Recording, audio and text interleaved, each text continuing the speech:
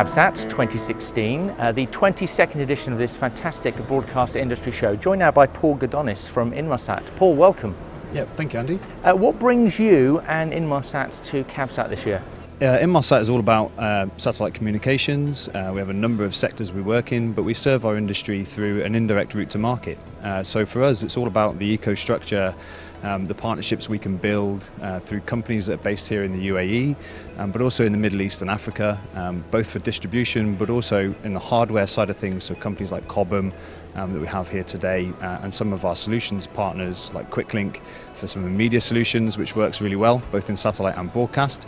But then companies like LibreStream working in the oil and gas industry for remote communications as well. So it's really about the eco-structure for us. So it is across many industry sectors. Clearly you see this region as pretty important. Yes, for a long time Inmarsat has been very much involved in the Middle East and certainly within the UAE. Previously, the most important sector for Inmarsat has always been maritime.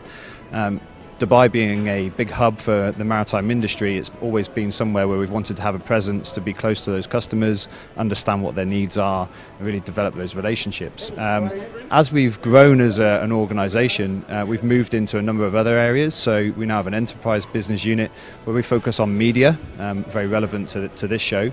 We have customers like Al Jazeera who use our services for broadcast, so this is important for us to be here. We also work within the oil and gas industry, mining, aid and NGO, and now growing very much into a transportation sector. Another important area for us is aviation. So we have a number of aviation customers, and now one of the biggest hubs in the world, or the biggest hub I believe. Obviously the UAE is extremely important for Inmarsat. So you are talking there of some evolving and emerging markets for your business. Where do you see that trend going in the next 3 to 5 years? Well, I sit within the enterprise business unit, so that's very much about commercial land. So from my perspective, one of the biggest growth areas for us is machine to machine and the Internet of Things. So we're really looking at how we can get into sectors like agriculture, so how we can make farming smarter. So things like irrigation monitoring, the smart monitoring of crops, so even using UAVs. We have a company called Parrot Bebop on the stand today who have a UAV which can be used to fly out and assess how much crop is being used, what the standard of the growth is in the area, and then send that imagery back for analysis over satellite communications. So for us really this is about how we can take some of these, not just the connection of the satellite but the solutions, and provide those into the region.